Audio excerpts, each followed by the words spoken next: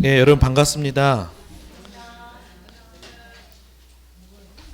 지난주에 반응이 좋았다고 들었어요. 그래서 오늘 더 많은 분들이 오실 거라 그래서 이 강의실이 감당이 되려나 했는데 감당이 됐네요. 그렇죠? 네, 아니 아무튼 저희 우리 목사님들하고도 나눴지만 너무 그냥 여기 오면 자체로 그냥 힘이 나고 어떻게 이렇게 재미없는 걸 해도 재밌게 웃어주시고 아무튼 제가 여태까지 교회 이렇게 강의 많이 다녔는데 최고 좋은 분위기 같습니다. 여러분 축복합니다. 네. 오늘 큐티 말씀 혹시 기억나시나요? 서로 축복해줬으면 좋겠는데 발람의 눈을 하나님께서 열어주셔서 그렇죠? 축복해 주잖아요. 미래까지 내다보면서 예수님이 베드로에게 개발하리라 했던 것처럼 저는 여러분 이제 막 큐티를 시작하지만 벌써 말씀의 왕성한 말씀의 거장들이 되었다라는 느낌으로 여러분들을 축복하고 싶습니다. 말씀으로 사십시오. 네네. 이게 조금 안 맞았어요, 그렇죠? 저는 말씀으로 살아난 우리가 더 나아가서 말씀으로 살리는 우리가 되었으면 좋겠다. 그런 우리 남솔 미랄교회가 되었으면 좋겠습니다. 자, 오늘은 여러분 굉장히 중요한 부분들을 좀 다루게 될 겁니다. 큐티를 해오셨던 분들도 있고 처음 하시는 분들도 있을 텐데 오늘 방법, 기본 원리에 대해서 말씀을 드리려고 해요. 오늘 좀 쫑긋 귀를 세우시고 그리고 눈도 반짝반짝 지금처럼 계속 유지해 주시고 끝까지 손에다가 힘도 주셔서 이렇게 필기도 하시면 좋을 것 같습니다. 큐티 방법론에 대해서 좀 말씀을 드리고 싶은데요. 큐티가 어려운 세 가지 이유가 있습니다. 첫 번째 이유는 뭘까요? 안 해봐서. 새로운 것 하는 것을 우리는 기본적으로 스트레스를 받아 하죠. 그렇죠? 이게 기본적인 어려움입니다. 제가 시작하면서 아내 자랑하기는 좀 죄송한데요. 아내가 영어를 굉장히 잘해요. 아주 그냥 우리 아내보다 영어 잘하는 사람 있으면 나와봐 할 정도로 제가 그 아내에 대한 그 영어 실력에 대한 자부심이 굉장히 크거든요. 기분 나쁘시죠? 근데 이제 아내가 저한테 종종 하는 말이 있었습니다. 지금은 좀 포기한 것 같은데 예전에 오빠는 영어만 잘하면 완벽한데. 여러분 이거는 칭찬이죠? 영어 빼고는 다 괜찮다는 거예요, 그렇죠? 그런데 저를 이제 저를 위해서 해주는 말인데 이게 격려인지 잘 모르겠는데 오빠 미국 바보들도 영어 해. 이러는 거예요. 무시하는 걸까요? 격려한 걸까요? 근데 여러분 우리가 그래요. 한국 사람들이 영어를 이렇게 어려워하게 되는 가장 큰 장애물 1위가 뭐냐면 심리적 장애물이래요. 막연하게 영어를 두려워하고 어려워한다는 거예요. 근데 마찬가지로 우리가 성경 말씀을 막연히 두려워하고 그래서 큐티도 막연히 어려워한다는 것이죠. 여러분 큐티 이 성경 말씀은 명료성이 큰 특징이라 그랬죠? 암호 코드로 막 풀어야만 알 수 있는 신비적인 그런 책이 아니고 신비하신 하나님께서 당신을 아주 명료하게 세종대왕을 통하여서 그렇죠? 우리에게 한글로 분명하게 계시해 주신 책이죠. 그래서 한번 따라해 볼까요? 성경은 쉽다. 큐티는 쉽다. 그럼 자신감을 갖고 시작하셔야 돼요. 그래서 여러분 자기만의 방식들이 다 있을 수 있어요. 하나님 말씀 먹고 살아가는 거. 그런데 일단 시작하는 게 중요해요. 너무 겁먹지 말고 여러분 제가 처음부터 이런 말 해서 여러분들에게 위로가 될 것 같은데 너무 잘하려고 애쓰지 마십시오. 너무 힘줘서 잘하려고 하면 금방 힘이 빠져요. 큐티는 오래 달리기입니다. 장기적으로 여러분 그냥 삶이 되게 하는 거잖아요. 그래서 너무 처음부터 잘하려고 하면 오히려 독이 되고 그냥 여러분 삶인 것처럼 천천히 하셔도 돼요. 10분만 하셔도 돼요. 10분도 어려울 수 있거든요. 지금 일단 시작하시고 10분만이라도 하나님 앞에서 좀 머물러 서서 주님과 교제하는 시간 갖는다. 이렇게 생각하시면 됩니다. 하실 거죠? 안 해봐서 문제고요. 그 다음에 두 번째는 왜 해야 하는지 몰라서 여러분 하기 싫은 것 하는 것만큼이나 어려운 건 없습니다. 세상에. 그렇죠? 여러분 큐티가 하고 싶어졌습니까? 아니에요? 지금 잘못 질문을 제가 드렸는데 지난주에 여러분 반응이 좋으셨잖아요. 지난번에 제가 큐티를 왜 해야 되는지 말씀을 드렸단 말이죠. 제가 기대했던 반응하고는 좀 달랐지만 여러분 하나님을 아는 지식, 하나님을 아는 크기를 키우고 하나님을 비전 삼기를 원하시지 않았나요? 그렇죠? 지난주에 그런 마음속으로 그냥 하나님에 대해서만 아는 게 아니라 하나님을 내가 삶 속에서 경험적으로 알고 그분과 만나서 인격적으로 알아가고 싶은 그런 마음이 여러분 안에 생겼죠? 예, 이미 착한 일을 시작하신 그분께서 성령께서 마지막 때까지 온전하게 이루실 줄 믿습니다. 예, 그래서 여러분 하고 싶어지는 마음이 생겼으면 이제 벌써 두 번째까지 간 거고요. 세 번째, 어떻게 하는지 몰라서 이것도 당연히 어려움이 되죠. 안 해보기도 했고 어떻게 하는지 몰라서. 아니 근데 사실은 다 자기만의 방식으로 묵상할 수 있습니다. 제가 지난번에도 말씀드렸듯이 말씀과 기도로 주님과 교제하는 게 묵상이라 그랬잖아요. 그러니까 자세하게 디테일한 방식은 다 다를 수 있단 말이죠. 그럼에도 불구하고 방법을 배우는 게 필요해요. 헤엄하고 수영의 차이라고 할 수 있습니다. 와닿으셨나요? 수영 배우신 분들은 스스로가 즐기고 멀리 가요. 그리고 옆에서 사람들이 볼 때는 어때요? 멋있어요. 근데 저처럼 헤엄만 칠 줄 아는 사람 힘들어요. 그냥 살기 위해서 하는 거고, 그리고 뭐 즐기지 않죠. 그리고 어려워요. 그리고 옆에서 보면 어때요? 짠해요. 그렇죠? 짠해요. 그래서 저는 수영장 가면 절대 수영 안 하고 걸어 다녀요. 그냥 창피해서 못 하겠어요. 혼자 있었으면 좋겠어요. 그럼 한번 연습이라도 할 텐데. 어쨌든 여러분 배우는 것하고 배우지 않는 건 큰 차이가 있습니다. 성서 유니온이 올해가 51주년이 되는 해예요. 그러니까 51년 동안 여러 시행착오를 거치면서 많은 분들을 돕기도 하고 가르치기도 하고 이러면서 축적된 노하우가 있지 않겠습니까? 그걸 다 가르쳐 드릴 수는 없고 그 중에 아주 그냥 메인으로 주요한 원리를 제가 두 가지를 오늘 좀 소개할 거예요. 그게 여러분들에게 기본형이 될 것이고 그걸 여러분들에 맞게 사용하시면 자유형도 하시고 배형도 하시고 평형도 하시고 저병도 하시고 이렇게 하시면 되는 겁니다. 기대가 되십니까? 근데 가장 중요한 방법에 대해서 하나 미리 좀 말씀을 드릴게요. 최고의 방법은 뭐냐면요. 나눔 모임입니다. 나눔 모임. 나눔 모임이 있냐 없냐 이건 굉장히 큰 차이예요. 저는 중학교 2학년 때부터 큐티를 해왔습니다. 뭐 바리새인 중에 바리새인이죠. 큐티 업계에서는. 그런데 저는 제가 잘한다고는 생각은 안 했어요. 좀 교만하고 싶지 않으니까. 그렇지만 또 못한다고도 생각 안 했었거든요. 근데 성서연위원회 들어와 보니까 제가 못한다는 걸 알았어요. 저는 뭐 다른 선교단체에서도 성경 훈련, 연구하는 것도 훈련도 많이 받고 가르치기도 하고 뭐 이러면서 잘 왔지만 저는 못한다고 생각을 안 했죠. 해석도 잘하고 뭐 이런 생각들을 했었는데 나눔 모임에 가보니까 너무 잘하는 거예요. 다른 사람들이. 심지어 알바생들도. 뭐 이렇게 책 사러 오신 그런 알바생들이 있어요. 이렇게 추리닝 입고 와서 좀 껄렁껄렁하게 보였는데 나눔하는 거 보니까 제 차례가 안 왔으면 좋겠는 거예요. 너무 부담이 되는 거예요. 왜 이렇게 잘하지? 왜 이렇게 잘하지? 특히 적용을 너무 잘하는 거예요. 이게 그냥 훈련이 된 거예요. 그래서 우리 성서윤연에서는 그런 문화가 있습니다. 매일 그렇지는 않지만 일주일에 한 번 정도는 딱 뭐 이렇게 모임이 있으면 큐티 나눔하고 그날 본문으로 큐티 나눔하고 하는 그런 문화가 있어요. 그래서 갈 때마다 나눔하는 게 제가 막 위축이 되더라고요. 제가 이제 저는 묵상 사역자로 왔는데 수습 기간에 막 다녀다 보니까 너무 잘하는 거예요. 깨달았습니다. 나눔 모임이구나. 나눔 모임을 하면 상향 평준화가 이루어집니다. 그래서 여러분 뭐 지금 개개인적으로 큐티 하시는 분들도 있겠고 앞으로 소그룹을 통해서도 또 할 수 있겠고 뭐 잘 모르겠습니다만 형편에 맞게 만약 그런 부분이 없으면 큐티 트리오 운동 3명만이라도 딱 모여서 뭐 오프라인이 됐던 아니면 요즘에 온라인도 가능하니까요. 그런 식으로 좀 일주일에 한 번이라도 나누는 시간들을 좀 가지시면 거기서 서로를 통해서 배우게 됩니다. 이거는 이 부분에 제가 정말 더 많은 얘기들을 하고 싶은데 이 정도로 절제할게요.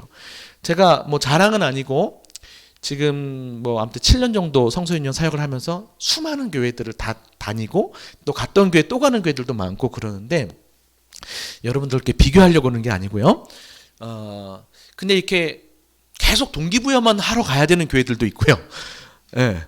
연초에 동기부여해서 시키고 근데 안 하니까 또 하지? 내년에 와서 또 그런 교회들도 많고 그런데 이게 정착이 되어 있고 그 말씀이 그 어떤 관계와 목양과 이 모든 교회와 이런 것에 중심이 되어서 정착이 되어 있는 교회들 뭐 감히 뭐 통계라고 할 건 없지만 큰 특징이 뭐냐면 나눔 모임이 정착된 곳들이었어요.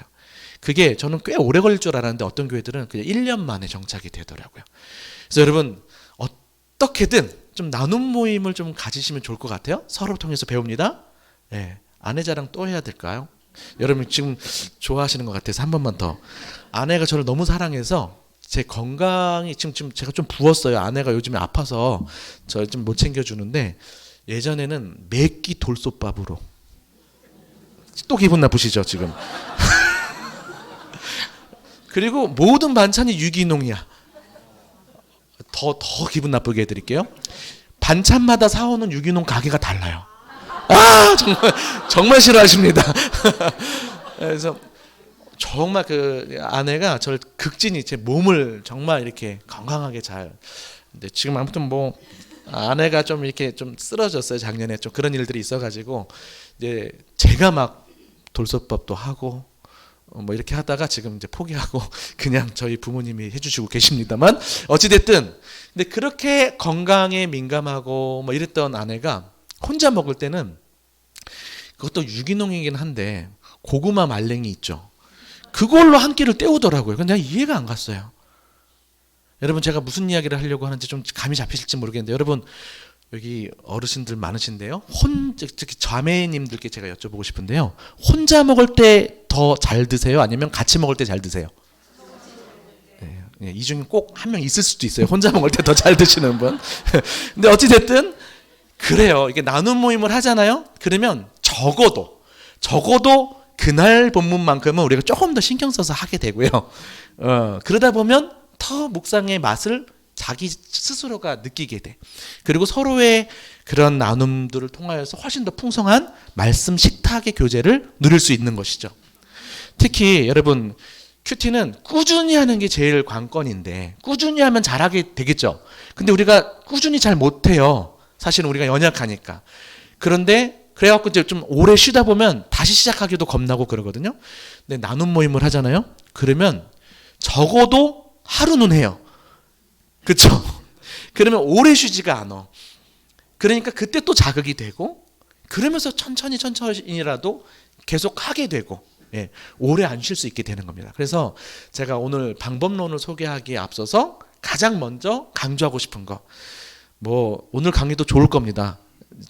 네, 이건 은혜가 안 되셨어요. 예, 근데 그 강의보다도 실질적으로 나눔 모임을 하냐 안 하냐가 그게 중요하더라고요. 오늘 제가 담임 목사님하고 짧게 나눴지만 앞으로 조금 더 올 수도 있을 것 같거든요.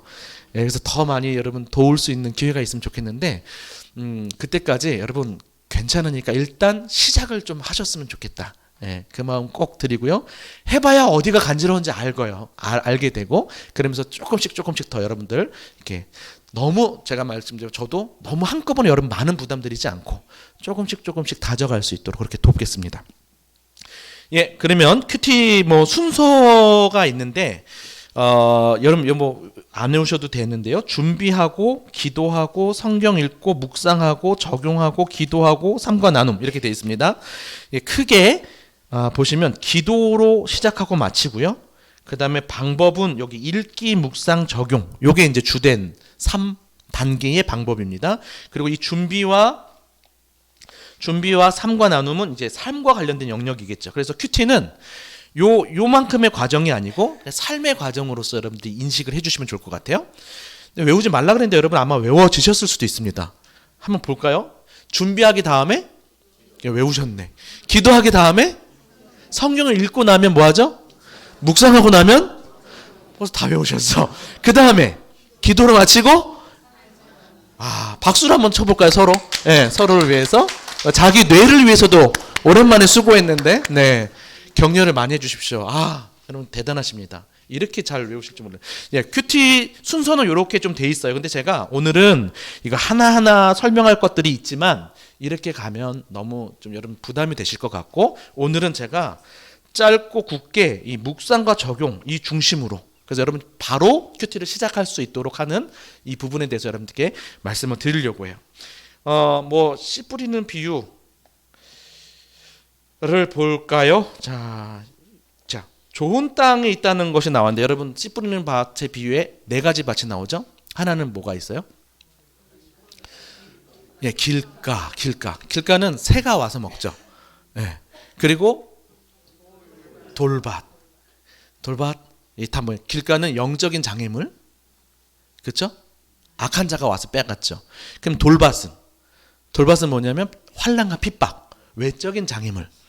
그 다음에 가시덤불은 유혹, 염려, 내적인 장애물. 어마어마한 장애물들이 우리가 다 듣기는 듣습니다, 처음에. 근데 끝까지 열매를 못 맺어요. 중간 과정에서 다 끝이 나죠. 그런데 좋은 땅에 있다는 건 어때요? 좋은 땅에 있다는 것은 착하고 좋은 마음으로, 이게 준비와 기도 단계라고 볼 수 있겠고, 말씀을 듣고, 이게 뭐예요? 성경 읽기. 지키어가 뭘까요? 적용이라고 생각하기 쉬운데, 여러분 지키다라는 단어가 영어로는 keep이에요. keep. 뺏기지 않도록 간직하는 거예요. 뭘까요? 묵상하는 거예요. 그 다음에 인내로 결실하는 게 적용 이후의 과정이라고 보시면 좋을 것 같아요. 그래서 1년의 과정이 필요하다는 거죠. 하나님의 말씀을 그냥 듣는 것으로 그치지 않고 내 삶의 열매가 맺혀지기 위해서는 뭐 이게 꼭 100%이 단계를 꼭 따라야 되는 건 아닐 수 있지만, 그냥 기본적으로 어떤 이런 흐름을 통하여서 내 삶에 결실하는 데까지 가야 된다. 이런 조망만 해주셔도 좋을 것 같아요. 자, 뭐 프레스 방법도 있지만 이건 그냥 넘어가겠습니다. 그러면 이제 그 큐티 기본 원리 두 가지를 좀 설명해드리고 싶은데, 첫 번째 원리는 지난 시간하고 좀 겹쳐지는 복습이 될 수도 있는데, 첫 번째는 성경을 주신 목적대로 우리가 묵상을 해야 되는데, 성경을 주신 목적이 뭐라 그랬죠? 하나님의 자기 계시, 하나님을 알게 하시기 위해서, 또 하나는 하나님의 뜻을 알고 그대로 살게 하기 위해서, 두 가지일 겁니다. 그래서 첫 번째, 하나님 알기 위해, 하나님 아는 게 목적이잖아요. 이것과 관련해서 제가 여러분들하고 조금 좀 말씀을 나누고 싶은데요. 하나님 중심 묵상이 필요하다 이겁니다. 하나님 중심 묵상. 여러분 그 큐티를 이렇게 우리가 하다 보면 주로 어떤 큐티를 많이 하게 되냐면, 마음에 와닿는 거 한두 구절 그거를 가지고 많이 이제 묵상을 하게 될 겁니다. 꼭 끄덕이시는 거 보니까 그런 경험들이 많으실 것 같아요. 그 나쁜 방법은 아닌데 좋은 방법인데, 한번 생각해 보세요. 어떤 마음들이 주로 내 마음에 와닿는지 보면 좀 내 삶에 연관이 되는 부분들을 많이 갖게 되죠. 그러다 보면 이제 우리가 그걸 가지고 적용하고 실천하고 살려고 애쓰게 될 것입니다. 그런데 여러분 예를 들면 이거죠. 삭개오 본문을 묵상했어요. 그럼 여러분 예수님이 삭개오를 찾아가잖아요. 오늘 어떤 적용을 하게 될까요? 나도 예수님처럼 내 주변에 있는 삭개오에게 찾아가야지. 그렇게 적용이 되겠죠. 연약한 자, 소외된 자. 여러분 그런 적용이 잘한 적용이에요? 못한 적용이에요? 잘한 적용이에요. 근데 아쉽게도 자꾸 무의식 중에 우리가 뭘 놓치게 될까요? 삭개오를 찾아온 예수님이 어떤 분이신지에 대해서 놓치게 된다는 거예요. 이게 이제 무의식 중에 우리가 그런 묵상이 많아지는 거예요. 자꾸 하나님을 놓쳐요. 우리 삶에 연결하는 것도 귀하지만 하나님을 놓친다고요. 저는 이제 저 같은 사역자들은 특히 강단 앞에 설 때, 강단 위에 설 때 되게 마음이 거룩한 통로가 되어야 되는 부담이 있잖아요. 근데 이게 준비가 안 되고 내가 여러 가지로 어떤 죄의 문제가 해결되지 않고 뭐 그럴 때 남들 찬양하면 전 열심히 통성으로 막 기도하면서 막 거룩한 통로가 되게 해달라고 기도하는데 그래도 찝찝할 때가 있어요. 어떡하지 막 이제 단 위에 서야 되고 막 마음이 불안한데 갑자기 하나님이 제가 기도하는데 삭개오를 만나주신 예수님을 떠올려 주셨던 적이 있었거든요. 삭개오가 아니죠. 예수님이 삭개오 집에 들어가니까 사람들이 수군거립니다. 뭐라고 수군거리죠? 그렇죠. 죄인의 집에. 여러분 거룩하신 하나님이 어떻게 죄인과 함께 할 수 있어요? 우리도 지금 그런 생각 하시잖아요. 그런데 오히려 예수님은 죄인을 만나러 오셨어요. 그 죄인의 집에 들어가셨다는 것이죠. 그걸 보면서 제가 그렇지, 내가 지금 여전히 부족하고 불안하고 준비가 안 돼 있는 부분이 있지만 이런 나를 위해서 오신 예수님이시지. 하나님, 저 부족하지만 저에게 찾아와 주셔서 저를 통해서 일하여 주시고 오늘 말씀을 전할 회중들 안에도 혹시 해결되지 않은 죄의 문제나 죄책감, 또 여러 가지 근심, 걱정, 상처들로 인해서 하나님께 집중할 수 없는 자들에게 하나님께서 오히려 준비되지 않은 영혼들에게 더 적극적으로 찾아가 주시기를 간구하는 기도로 바뀌더라고요. 이게 지금 제가 이런 걸 나누는 것이 여러분들에게 와닿았는지 모르겠습니다. 너무 사역자의 경험일지 모르겠어요. 그런데 저는 삭개오를 찾아오신 예수님이 저한테 너무 중요한 하나님이십니다. 그래서 삭개오 본문을 누가 큐티하는데 하나님을 놓치면 제가 뭐라고 막 화가 나요. 자, 다시 한번 여러분들이 그걸 통하여서 나도 주변에 삭개오를 찾아가야지, 이게 나쁜 적용이 아니죠. 그런데 자꾸 은연중에, 무의식 중에 놓치게 되더라. 그래서 우리가 의식적으로 질문을 해야 돼요. 하나님은 어떤 분이시지?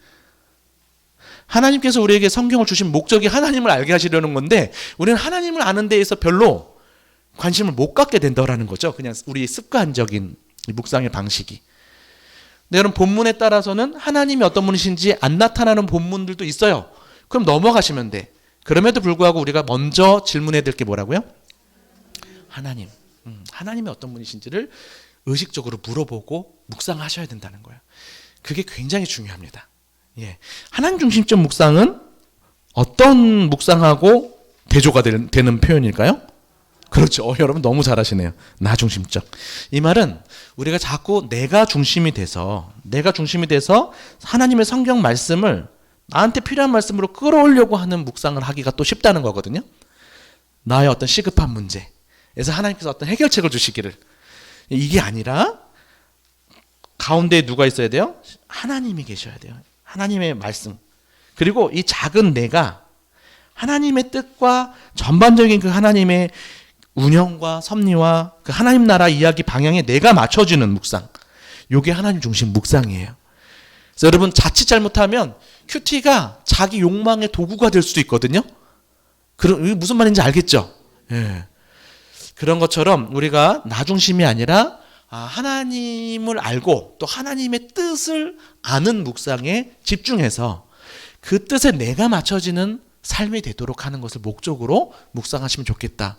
여러분, 너무 뻔한 얘기 같아 보이지만 이게 우리가 은근히 많이 놓치게 되고 은근히 우리가 자기중심적 묵상으로 빠질 수 있는 위험이 참 많은 그런 의미에서 꼭 새기셔야 할 첫 번째 원리입니다. 하나님 중심적 묵상. 따라해 볼까요? 하나님 중심적 묵상. 예, 도움이 되셨습니까? 두 번째입니다. 두 번째는 하나님의 뜻을 알고 연결을 추구하는 묵상이 돼야 된다. 여러분, 그 에스겔서 24장 19절 말씀 보시면 백성이 내게 이르되 내가 행하는 이 일이 우리와 무슨 상관이 있는지 우리에게 말하지 아니하겠느냐. 자, 하나님께서 선지자들을 보내셨습니다. 왜 보내셨을까요? 하나님의 뜻을 알리시도록. 원래 성경도 주셨는데 하도 사람들이 여기 무슨 문제가 있었던 거죠. 그러니까 선지자들을 보내셨습니다. 근데 선지자들을 보내도 이스라엘 백성들이 귀가 어두워지고 목이 곧았어요. 그러니까 하나님이 누굴 보내냐면 행위예술 선지자들을 보내요. 행위예술. 왜냐하면 그렇게 해야지 주목을 끌어 이상행동을 해야 되는 거예요. 그런데 그렇게 보내진 사람이 에스겔이었거든요. 근데 에스겔의 이상행동도 이제 약발이 안 먹히는 순간까지 갔어요. 그러다 보니까 하나님께서 어떤 일을 하시냐면 에스겔의 아내를 죽이시고 그리고 나서 에스겔로 하여금 아내의 죽음에 슬퍼하지 말라는 이상한 명령을 하세요. 여러분, 여기서 이제 초점은 왜 죽이셨지? 왜 슬퍼하지 말라고 하시지? 요거 아닙니다. 일단 그거 좀 내려놓으세요. 그럼 또 설교를 해야 돼. 근데 그때서야 사람들이 와가지고 하는 말이 이거예요. 내가 행하는 이 일이 우리와 무슨 상관이 있는지 말하라는 거죠. 여러분, 왜 하나님께서 에스겔의 아내까지 죽이셔야 됐고 슬퍼하지 말라는 이상한 명령까지 하셔야 됐을까요? 이 답을 듣고 싶어서였던 거죠. 역으로 추론하면 하나님께서 왜 선지자를 보내셨는지, 아니 그 전에 하나님께서 왜 성경을 우리에게 주셨는지에 대한 목적도 여기에 있는 거죠. 첫 번째는 하나님이 어떤 분이신지 알는 것이고요. 두 번째는 이게 우리와 무슨 상관이 있는지 연결하도록 하는 것이 성경을 주신 목적이었다는 것이죠. 이해가 되셔요? 이스라엘 백성들은 성경 말씀을 거의 외우다시피 했어요. 모르는 게 아니었습니다. 그런데 그냥 교양 지식으로 끝났고 이게 나와 무슨 상관이 있는지를 연결짓는데 실패했던 것이죠. 그러니까 여기까지 갔던 겁니다.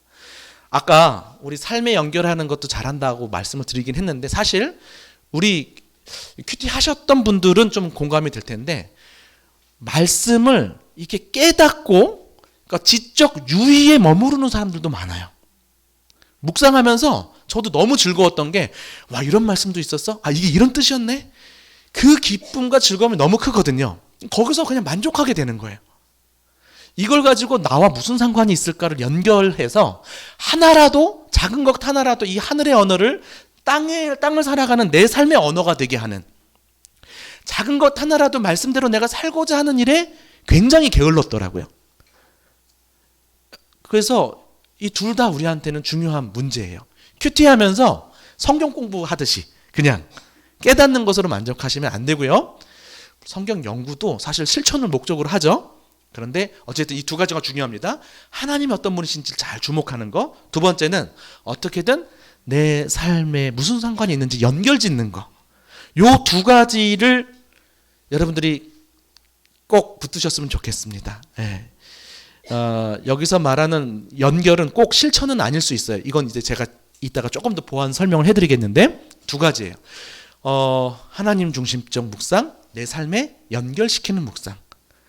너무 당연한 거예요, 사실은. 이래서 큐티하는 건데 사실은 우리가 큐티를 오래 하면서도 이 두 가지를 다 놓치는 경우 혹은 하나를 놓치는 경우가 많다는 것이죠. 그래서 수십 년 묵상을 해오던 분들 중에 아주 일부 사람들이 저한테 또 묻습니다. 제가 큐티를 정말 오래 했는데 제 삶이 안 달라져서 안 변해서 괴로워요. 여러분 이런 경험이 더 많을까요? 아니면 변하는 경험들이 많을까요? 네? 안 변하는 게 더 많을 것 같아요? 변하는 게 훨씬 많습니다. 제가 일부러 물어봤어요. 우리도 그런 패배주의에 빠져 있는 것 같아. 아닙니다. 제가 만나는 수많은 사람들은 늘 달려와서 하는 말이 있어요. 내가 큐티를 안 배웠으면 큐티 때문에 20년 전에 제가 큐티를 어느 분 통해서 배우고 나서 제 신앙생활이 달라졌다. 제 삶이 달라졌다. 아니 내 가정이 달라졌다. 변화된 이야기들이 훨씬 많습니다. 그런데 아주 일부가 큐티해도 전 안 변해요. 그러면서 그냥 괴로워질 뿐이에요. 어차피 안 변하는 내 자신. 이런 사람들이 아주 일부 있다라는 거죠. 근데 전 이 두 가지를 꼭 점검해 보시게끔 하고 싶은 거죠. 묵상하시면서 너무 내 힘으로만 하려고 하지 않았는가. 복음을 놓치고 하나님이 어떤 분이신지 우리가 놓치는 그런 율법주의적인 묵상으로 가지 않았는가. 혹은 뭐 적용을 한다고 하긴 하지만 더 구체적으로 자기 삶에 연결시켜서 살아보려고 애쓰는 것이 오히려 또 부족했을 수 있는 거예요. 오래 했지만 그냥 막연하게 잘 살아야겠다. 신앙생활 더 열심히 해야겠다. 이러면서 그냥 막연하게 마무리가 되는 거죠. 구체적으로 연결돼서 삶의 변화를 가져오지 못하는 요 두 가지를 기억하시면 돼요. 요게 사실 제가 지난주에 했던 하나님을 아는 지식의 경험적 지식, 인격적 지식하고 다 맥을 같이 하는 거죠. 그래서 어떤 면에서는 복습이 됐을 것입니다. 그래서 두 가지 질문, 하나님은 어떤 분이신가? 그리고 하나님이 우리에게 바라시는 뜻, 기대는 무엇인가? 요거를 묵상하시면 되는데요. 제가 이제 여기서 본론입니다. 여러분 좀 주목해 주십시오. 여기 좀 잘 들으십시오. 그럼 어떻게 이제 묵상하고 적용해야 되는가? 원래 지금은 여러분 받으시면 알겠지만 매일 성경 보시면 왼쪽에는 해설이 되어 있습니다. 그리고 오른쪽에 요만큼 본문이 되어 있어요. 그렇죠? 그래서 한 요만큼이 이제 기록할 수 있는 노트가 됐죠. 근데 예전에는 어땠냐면 혹시 경험이 있으신 분들은 모르겠는데 이렇게 있으면 왼쪽에 해설이 있었고요. 오른쪽에는 어차피 성경책을 갖고 다니니까 그냥 노트를 만들어 줬어요. 이렇게. 그러니까 4칸이 되게끔. 그래서 일부 이런 버전도 지금 팔고 있어요. 이거 좋아하시는 분들은 이렇게 살고요. 근데 뭐 여러분은 원하신다면 그냥 아무 노트나 사서 이렇게 만들면 되는 거고요. 그리고 제가 아까도 말했지만 너무 힘쓰지 말자 그랬습니다. 그래서 여러분 제가 봤을 때는 그냥 여기에다가만 하셔도 충분합니다. 이 부분에다가 하셔도. 이해가 되셨죠? 예. 그렇지만 제가 이 원리를 설명하기 위해서 이 노트에 대한 소개를 좀 해드릴게요. 어떤 것처럼 보이죠? 예. 빨리 나왔습니다. 답이. 여러분 대단합니다. 예, 왕자였어요. 이게 51년 전부터 이렇게 시작이 됐었어요. 보통 우리가 큐티 그러면 하나님과 교제하는 거, 데이트하는 거 아주 그냥 이렇게 마음 가볍게 여기면서 생각했잖아요. 여러분 힘은 빼야 되겠지만 이 묵상의 무게감은 갖고 계시는 게 중요합니다. 우리의 묵상이 가벼워지지는 않았으면 좋겠어요. 뭐 시간이 막 오래 걸려야 되고 막 너무 힘들어야 되고 이거는 제가 힘을 빼드리겠지만 묵상 자체는 그냥 즐거이 하나님과 교제하는 것을 넘어서서 왕이신 하나님의 어명을 듣는 시간이라고요. 이해가 되시죠? 그래서 아침마다 이 왕 앞에 앉아서 하나님의 통치를 받고 하나님의 통치를 받는 곳이 천국이잖아요. 그래서 아침마다 천국의 문을 열고 살아가는 거예요. 이해가 되셨나요? 자, 이걸 굉장히 늦게 깨달았어요. 이런 의도로 왕자였구나. 저는 그냥 네 칸인 줄 알았는데. 자, 그래서 이렇게 이것만 봐도 딱 우리의 마음을 이렇게 딱 다잡을 수 있게 해주는 노트였던 것이죠. 참 귀한 그런 노트 디자인이었던 것 같습니다. 자, 그럼 여기다가 뭘 쓰냐? 이 윗칸에는 하나님이 어떤 분이신가? 아래는 그 교훈, 두 번째 질문 있죠? 하나님의 뜻이 무엇인가? 이렇게 아래 칸에다가 이해되시죠? 여기에는 이거, 교훈에는 이걸 쓰게 되는 거였죠. 그러면 여기에다가는 뭘 쓸까요? 여기는 묵상한 걸 적고 오른쪽에는 적용한 걸 적게 했었던 것입니다.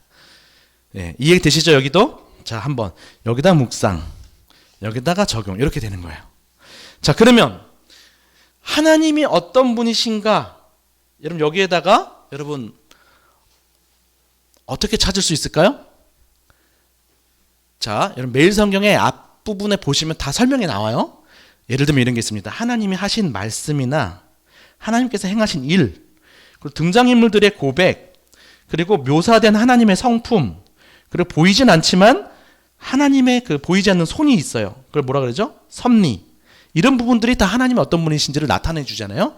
제가 지금 한번 이렇게 이름을 나열했지만 사실 여러분 이거는 외우지 않아도 돼요. 이런 걸 외우면 더 어려워져. 그래서 오히려 이렇게 오늘처럼 가볍게 가는 게 더 좋을 수 있어요. 여러분 우리의 직관을 믿으셔요? 하나님이 여러분들을 묵상하는 존재로 만드신 거 아십니까? 호모 메디타티오. 묵상하는 존재로 우리를 만드셨어요. 우리 안에 묵상 DNA를 이미 심어주셨다고요. 여러분 드라마 보면서도 묵상 많이 하잖아요. 그렇죠? 네, 거기서 교훈 뽑아내고 적용 잘하잖아요.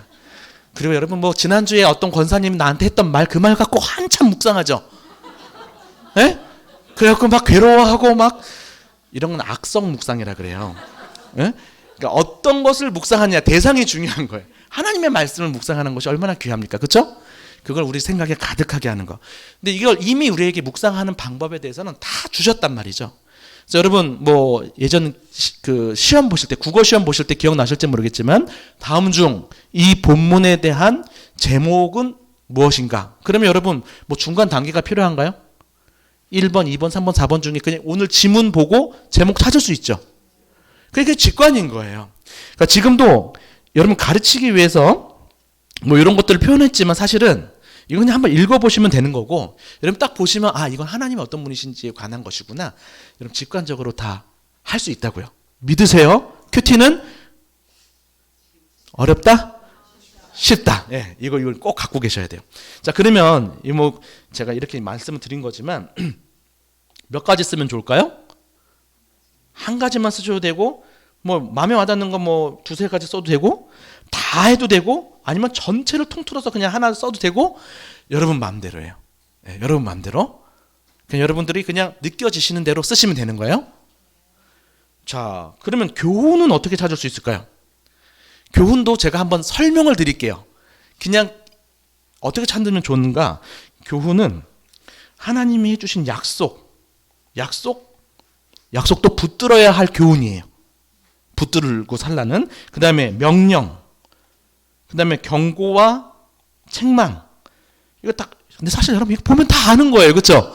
굳이 이렇게 중간 안 외우셔도 되는 거예요. 이해는 되시죠? 이런 것들이 교훈이 되겠구나. 근데 딱 하나 여러분들 좀 유심히 생각해 봐야 될 부분은 뭐냐면 등장인물들이 하는 그 사람들이 하는 말과 행동 이게 교훈이 된다는 것은 제가 좀 여러분들께 새롭게 좀 설명하고 싶어요. 사람들이 하는 말이나 행동은 다 본보기가 됐던지 아니면 반면 교훈이 되기도 한다는 것이죠. 그래서 여러분 너무 어렵게 해서 교훈을 찾으려고 하지 마시고요. 정말 마음만 먹으면 사람들이 하는 말이나 행동은 다 교훈적인 교훈 묵상으로 할 수 있어요. 여러분 이것만 아마 좀 새로우셨을 것 같아요. 근데 이것도 외우지 않으셔도 됩니다. 만약에 궁금하다 그러면 어디 보라고요? 매일성경의 앞부분. 앞부분 보시면 쭉 다 나와 있어요. 자, 그렇지만 직관을 믿으시고 그냥 하시면 되고 방금 이야기했듯이 등장인물의 말과 행동 요거는 머릿속에 좀 잠깐 기억해 두시면 좋을 것 같아요. 그 어떤 example이 되는 거예요. 예시가 되는 거죠. 본받아야 할 부분, 본받지 말아야 될 부분. 요 정도 하면 지금 묵상에 대해서 다 한 거예요. 할 수 있겠죠? 이거 너무 믿음으로 대답하시는지 모르겠지만 하시면 되는데 괜히 막연하게 어려우면서 못한다고 하지 마시고 한번 써보시면 써져요. 시험은 좋은 게 아닌데 시험 문제 풀라 그러면 여러분 다 풀잖아요. 이게 해놓고 오늘 본문에 대해서 하나님은 어떤 분이시라고 생각합니까? 그러면 여러분 다 찾아서 써요. 근데 여러분이 이미 알고 있는 하나님에 대해서 쓰는 게 아니고 본문에 나타난 하나님을 쓰는 거죠. 그 다음에 두 번째 문제 교훈이 뭐라고 하냐고 하면 여러분 이것도 다 찾을 수 있어요. 근데 문제는 이제 여러분들이 제일 어려워하는 부분이죠. 적용이에요. 적용. 하나님을 묵상했어요. 그럼 뭐 적용을 어떻게 해야 될까? 하나님을 묵상했어요. 어떻게 해야 될까요? 하나님은 사랑이시래요. 뭘 적용해야 돼요? 어떻게 적용할 수 있을까요? 나도 사랑해야지. 이것도 괜찮아요. 괜찮은데 하나님이 어떤 분이신지를 묵상하면 그분과 인격적인 사귐으로 이어져야 되거든요. 그분과 교제해야 되잖아요. 그래서 기도로 하는 거야. 자, 여기 오늘 제일 중요한 포인트입니다. 따라합시다. 하나님 묵상의 적용은 기도다. 여러분 이거 머릿속에 오늘 제일 중요한 부분이에요. 기도예요. 기도문을 쓰는 거예요. 여러분 다른 건 몰라도 다른 건 다 여러분들이 메모식으로 써도 기도문만큼은 가급적이면 완성된 문장으로 써주셨으면 좋겠어요. 자, 이 말은 여러분 기본적으로 큐티할 때 뭐가 필요하다? 펜이 필요하고요. 그래서 기록하는 게 중요해요. 쓰냐 안 쓰냐는 큰 차이가 납니다. 다음에 또 할 수도 있겠지만 큐티에 있어서 가장 중요한 사자성어가 있습니다. 따라합시다. 적자생존. 적어야 사느니라. 그렇죠? 적으셔야 돼요. 무조건. 적으면 생각이 연상작용이 계속 있거든요. 그래서 적어야 돼. 적어야 되는데 다른 것보다도 여러분 제가 여러분들께 10분 하라 그랬잖아요. 10분만 한다 할지라도 제가 여러분들께 요것만큼은 양보하기 싫어요. 여러분 방법은 정말 자유롭게 하셔도 되는데 반드시 2줄이어도 좋아요. 기도문을 쓰세요. 여러분 큐티 책에 기도문을 쓰세요. 그 안에 뭐가 별거 아닌 것 같아도 여러분 그 기도문 쓰고 안 쓰냐는 여러분 여태까지 큐티 하신 분들은 before and after가 완전히 달라지는 경험이 될 거예요. 큐티 하면서 계속 나도 모르게 건조해. 큐티 하면서 하나님과 가까워져야 되는데 그런 느낌이 별로 없었던 분들한테는 큰 도움이 됩니다. 그리고 별것 아닌 것 같지만 그 기도가 곧 적용인 거예요. 자, 일단 기도문을 써야 되는데 뭐라고 또 기도해야 될지 또 모르겠어. 하나님은 사랑이시래. 뭐라고 기도해야 돼요? 감사합니다. 끝? 더 기도할 거 있어요, 없어요? 없어요. 그러니까 이래서 가르쳐 드려야 돼. 이거는 가르쳐 드려야 돼. 여러분 그래서 그 5손가락 기도라고 아시죠? 그 CCC에서 어린 아이들한테 가르쳐 주는 기도 방식이 있죠? 엄지 손가락은 뭐라 그러죠? 하나님 아버지 불러. 검지는 감사합니다. 감사할 거 기도해. 중지는 그렇죠. 회개할 것. 약지는 간구할 것. 소지는 예수님 이름으로 기도합니다. 아멘. 여러분 이게 어린애들한테 가르치는 거지만 어른들한테도 굉장히 큰 도움이 돼요. 그래서 기도가 막힐 때는 요 기도 컨티에 따라서 한번 기도해 보시면 기도가 훌훌 풀리는 경험들을 하실 겁니다. 자, 다시요. 여러분 이번에 외워보세요. 첫 번째 뭐라고요?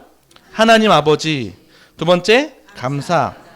세 번째, 네 번째, 간구. 다섯 번째, 예, 이건데요.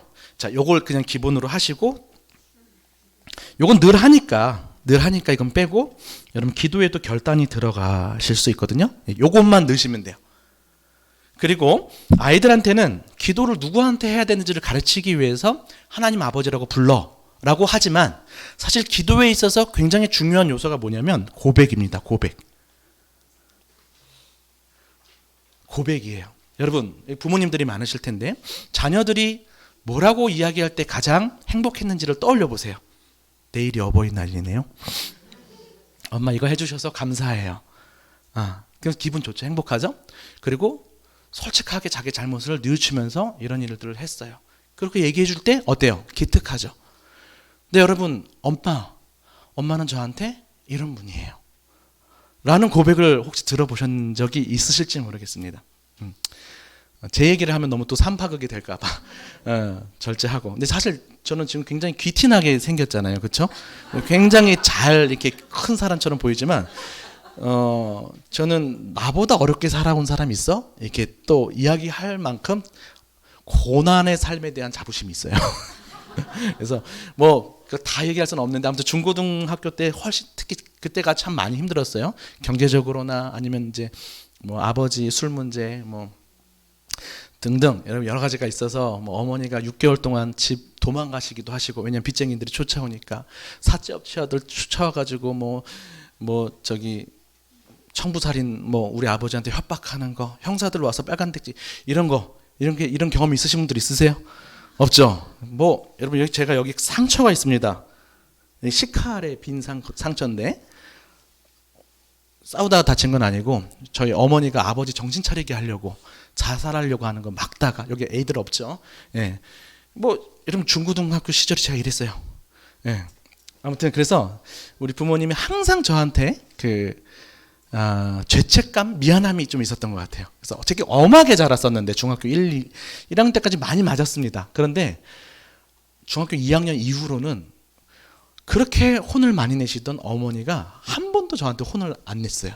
미안하니까. 예. 그래서 뭐 지하 단칸방에서 엄마 없이 맨날 이렇게 애들 와서 라면 같이 끓여 먹고 막 이렇게 지냈었는데, 주인 할아버지한테 쫓겨나기도 하고, 우리 집이요 그러면 이게 왜 니네 집이냐 이렇게 막 그렇게 하기, 얼마나 예민한 시기에 얼마나 힘들었겠습니까? 아무튼 그랬는데, 저는 약간 생것에 대해서 조금 양해를 구하겠습니다.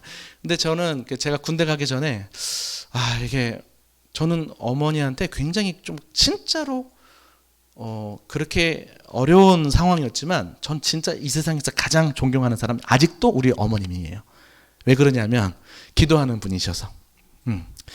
빚쟁이들한테 쫓겨다닐 때도 가끔 집에 오면 항상 2-3시간 울며 기도하다 가고, 저는 울면서 기도하는 것밖에 못 봤고, 그리고 지금도 일하시거든요. 70 넘으셔서 1시간 반 거리예요, 직장이. 아침 새벽에 또 갔다 와서 또 교회에서 하루에 2-3시간씩은 꼭 기도하셔요. 저는 이 어머니 정말 존경하거든요. 누가 뭐래도 돈도 없고 뭐 약간 다혈질이시기도 하고 뭐 여러 가지 문제가 있지만, 기도의 본이 되어주셨고 나를 위해서 기도해 주신 어머니에 대해서 전 여전히 지금도 이 세상에서 가장 존경한. 근데 그 표현을 꾹 쳤다가 군대 가기 전에 한번 쓴 거예요. 엄마가 너무 미안하신 것 같고. 근데 아무튼 아이고, 한 몇 달을 어머니가 그 편지를 계속 보면서 눈물을 흘리고 우시고 그런 걸 내가 이제 봤어요. 이렇게 잠자는 척하면서. 여러분 어떻습니까? 네, 그런 고백. 하나님은 어떠실까요? 하나님도 마찬가지예요. 하나님 이거 해주셔서 감사해요. 하나님 이거 잘못했어요. 다 기뻐하시고 기특해 하시지만 정말 하나님이 우리한테 듣고 싶은 게 있어요. 하나님은 저에게 이런 분이세요. 여러분, 이 고백이 굉장히 중요한 요소인데 실질적으로는 우리가 기도 가운데 요거를 잘 못해오고 있지 않았나 싶어요. 굉장히 중요합니다, 이 고백이라는 것은. 그런데 여러분, 묵상의 묘미가 여기에 있습니다.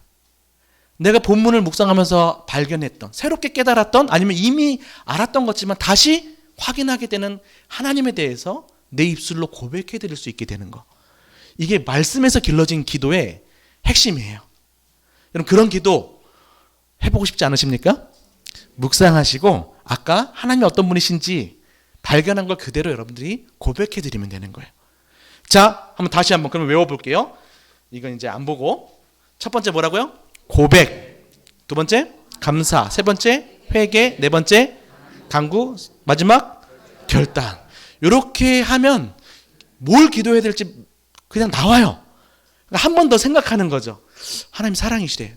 아, 하나님 저를 하나님은 사랑이세요. 또 감사. 사랑해 주셔서 감사해요. 회개. 내가 하나님 사랑 몰라줘서, 혹은 내가 하나님께 하나님 나는 사랑하지 않아서. 간구. 하나님 더 알아갈 수 있게 다 나올 거 아니에요. 그렇죠? 이걸 다란 얘기는 아니에요. 이 중에 한두 가지만이라도 이렇게 한번 걸러서 쓰면 쓸 게 나온다고요. 뭘 기도하지? 막막하지만 막상 쓰려고 하면 써질 거예요. 그런데 이것마저도 안 된다 그러면 5손가락을 기억하시면 돼요. 이해가 되셨어요? 자, 하나님 묵상의 적용은 뭐라고요? 자, 그러면 여기는 뭘 쓸까요? 자꾸 이렇게 되는데. 기도문 말고 저기 교훈 묵상에는 뭘 써야 될까요? 적용을. 자, 여기서 이제 예전에는 실천문을 쓰라고 많이 이야기를 했었어요. 여기 좀 잘 주목해서 들으십시오. 실천문. 근데 여러분, 적용은 꼭 실천만 있는 게 아니에요. 여기서 제가 한번 정리해드리고 가겠습니다. 이거 사실 심화 과정에서 하려고 그랬는데 이거 아시면 좋을 것 같아요. 영어로 적용은 어플리케이션이라고 합니다. 이게 라틴어에서 왔어요. 에드 플리케어. 에드는 뭐냐면 뭐뭐로 투라는 뜻이고, 플리케어는 접다라는 뜻이에요. 여러분 플립폰 갖고 계시는 분 계세요? 플립폰? 플립 접다. 폴더 이런 거 플립 이거예요. 그러니까 뭐뭐로 접다, 이게 적용이에요. 그러니까 그림을 그려보자면 성경이라는 텍스트가 있어요. 그 다음에 우리의 상황이라는 컨텍스트가 있어요. 여기 나의 상황, 우리 가정 혹은 공동체 상황, 혹은 세상의 상황일 수 있겠습니다. 성경 말씀이 나와 만나는 게 적용인 거예요. 지금 이게 여러분 오늘의 가장 핵심은 기도인데, 두 번째 핵심은 적용에 대한 개념을 여러분 새롭게 잘 정리하는 거예요. 적용은 연결이에요. 만남이에요. 그러면 어떻게 돼요? 요러한 방향이 생기고 요러한 방향이 생겨요. 위에서 아래로의 방향은 영향이에요. 성경으로부터 우리가 영향을 받아요. 여러분 성경 읽다 보면 위로를 받기도 하고 또 어때요? 은혜를 받기도 하죠. 그럼 그게 적용된 거예요. 성경이 나와 만났기 때문에. 이해가 되셔요? 그리고 우리가 성경을 향해서 이렇게 하는 방향은 반응이죠. 하나님 말씀에 반응하는 거죠.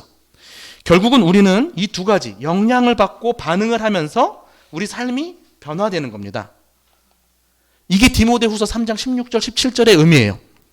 여러분 이 지금 여러분이 들으시는 강의는 대한민국에서 저만 할 수 있는 강의예요. 이러면 또 은혜가 떨어지죠.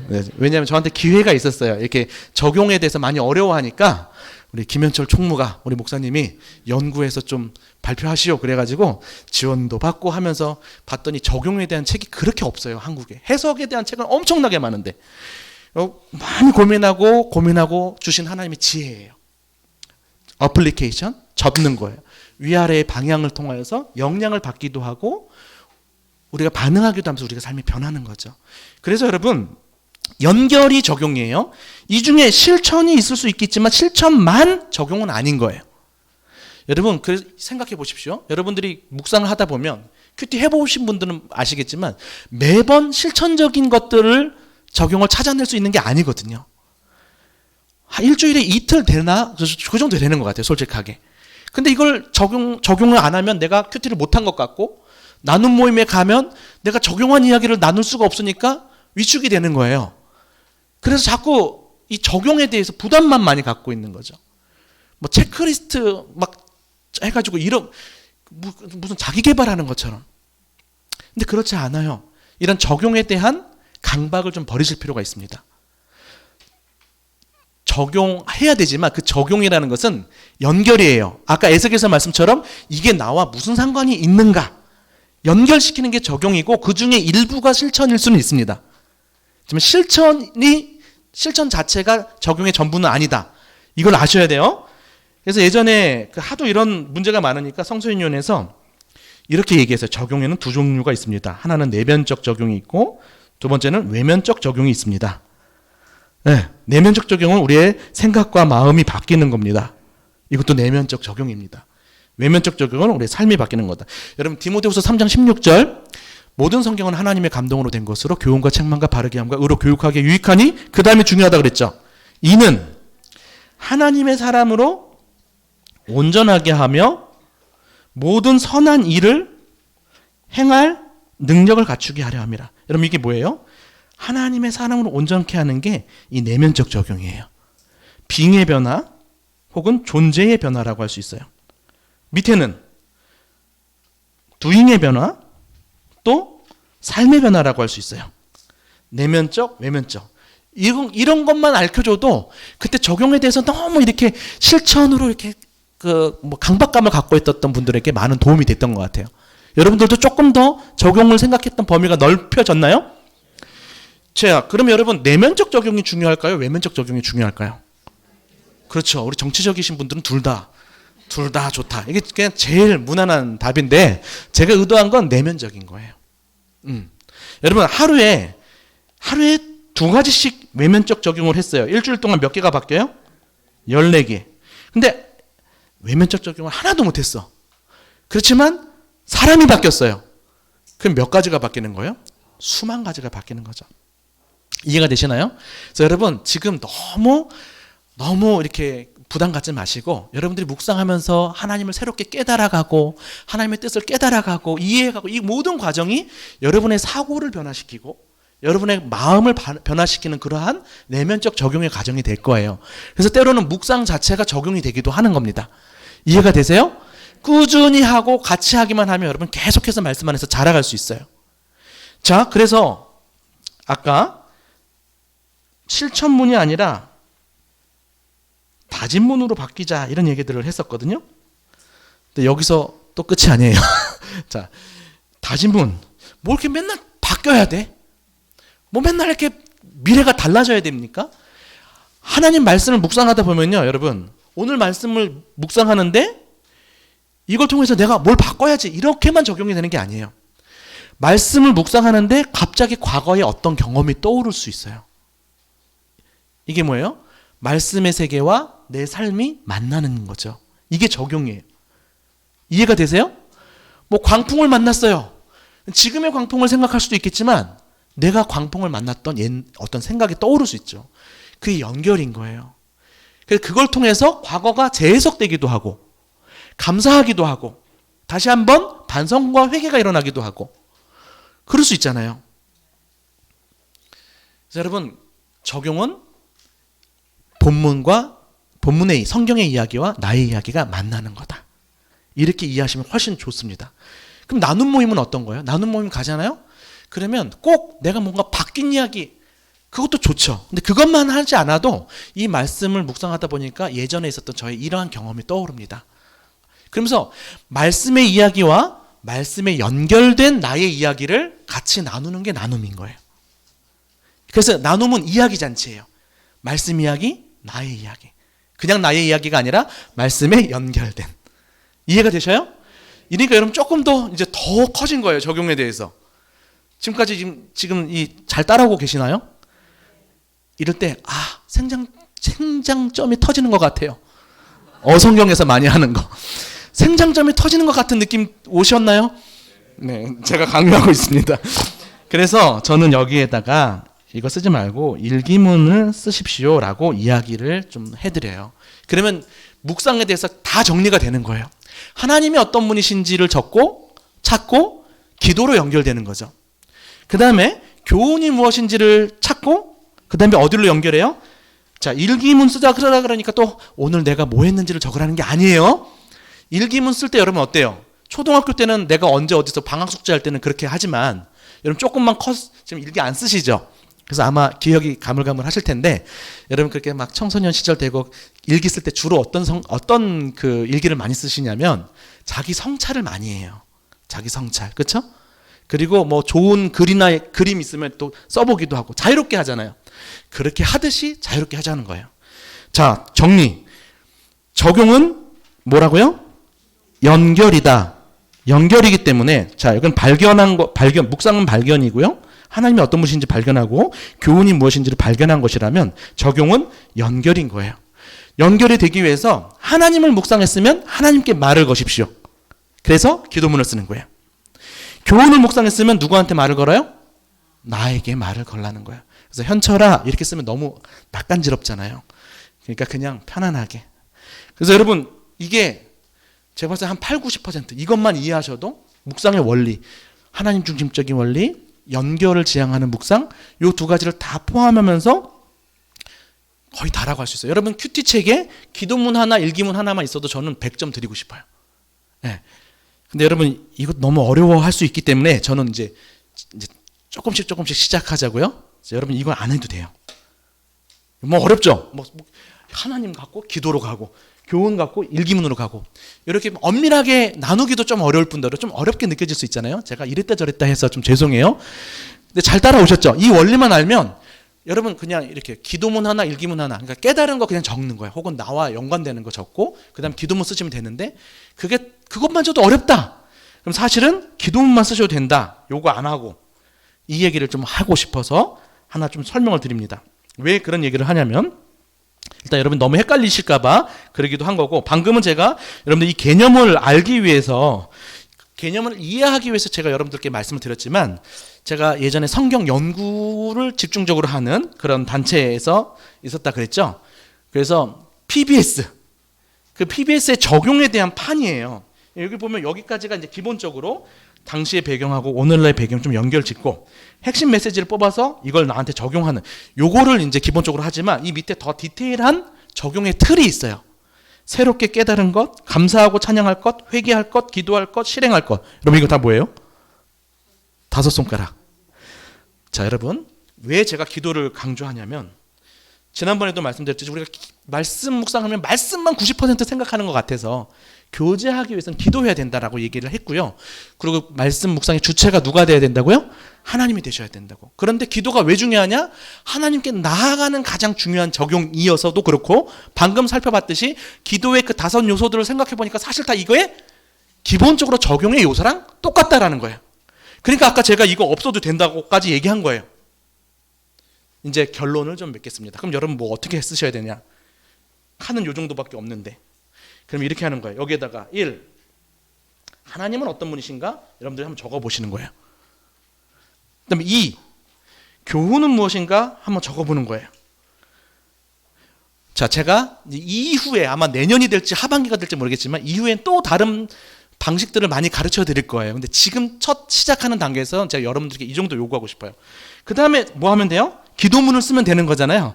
근데 제가 혹시라도 좀 더 도움이 될까봐 여기에 한 번 더 나에게 무슨 상관이 있는지 한 번 더 아까 여기서 보시면 이런 방식이라고 생각하시면 돼요. 일기문까지는 안 써도 하나님이 어떤 분이신지 한번 적고 그 다음에 교훈이 무엇인지를 적고 그 다음에 혹시 이 중에 나와 연관성이 있는지를 한번 편안하게 메모를 하고 그 다음에 기도문을 적자 이거예요. 그러면 4번째가 돼요. 이걸 우리가 소위 뭐라 그러냐면 따라합시다. 하인나 묵상. 하인나 묵상. 이게 뭐냐면 하나님이 어떤 분이신지를 찾는 거죠. 이는 뭘까요? 그렇죠. 인간에게 하나님께서 바라시는 일반적인 뜻이에요. 이게 교훈이에요. 그렇죠. 하나님께서 인간 우리가 아까 그 교훈이라고 똑같은 거예요. 왜 이렇게 나오냐? 자, 인간에게 기대하시는 거. 그 다음에 특별히 이 중에서 나와 좀 무슨 연관성이 있는지 한 번 더 생각하시는 거예요. 그 다음에 마지막에 뭐 하라고요? 기도문 쓰면 여기에 다 담겨져서 기도문을 통해서 하나님께 나아가기도 하면서 내가 나한테 연결했던 것 중에서 혹시나 실천할 게 있으면 실천도 들어오는 거고 결단으로 아니면 그냥 뭐 그렇게 안 가더라도 이 깨달음 속에서 감사하고 또 회개하고 이러면서 여러분들이 기도문에 여기가 적용이 다 돼버리는 겁니다. 그러니까 적용을 뭐 요 2단계라고 생각하셔도 될 것 같아요. 나한테 한번 연결을 짓고 나랑 무슨 상관이 있는지 그 다음에 기도문으로 다 쓰시면 되는 거예요. 이해되셨나요? 자 이제 마지막 여러분 첫 번째 뭐를 쓰라고요? 두 번째 인간 교훈, 세 번째 나와 무슨 상관이 있는지, 네 번째 기도문. 너무 훌륭하게 잘 소화하셨습니다. 서로를 위해서 다시 한번 박수를 쳐주시면 좋겠습니다. 예, 제가 준비한 건 여기까지예요. 어떻게 도움이 되셨나요? 예, 새로 이렇게 묵상 이게 원리가 다 좀 되셨죠? 자, 제가 이제 언제 올지 여름에 올 것 같기도 한데 그때까지 여러분 다른 거 다 괜찮아요. 심지어 1번, 2번도 안 쓰셔도 돼. 뭐 하라고요? 기도문은 꼭 쓰라. 예, 기도문은 꼭 쓰라. 그 정도만이라도 여러분께 좀 여러분 스스로 너무 부담 갖지 마시고 일단은 밑줄 긋는 것만으로도 시작하시고 그리고 그 옆에 있는 해설하는 사람하고 나눔하신다 생각하시고 또 배우고 하면서 또 가급적이면 여러분들이 어떤 나눔 모임이 있으면 서로 이렇게 나누고 하시면 좋을 것 같습니다. 긴 시간 경청해 주셔서 감사하고요. 여러분들 제가 응원합니다. 응원하고 우리 목사님도 너무 좋으시고 그래서 저도 막 특별한 마음으로 아무튼 이 기회를 위해서 더 많이 기도하게 될 것 같습니다. 그래서 여러분 자주 만나뵐 수 있게 되기를 바라면서 제가 기도하고 마치겠습니다. 하나님 감사합니다. 우리 남서울 미랄교회에 하나님 또 말씀 묵상을 소개할 수 있는 귀한 기회 허락해 주셔서 감사합니다. 우연이 아니라 하나님의 섭리일 줄로 믿습니다. 하나님의 기대일 줄로 믿습니다. 말씀으로 살아나게 하시고 말씀으로 살게 하시고 말씀으로 살리는 남서울 미랄교회가 되도록 축복하여 주시옵소서. 감사드리며 예수 그리스도의 이름으로 기도드립니다. 아멘.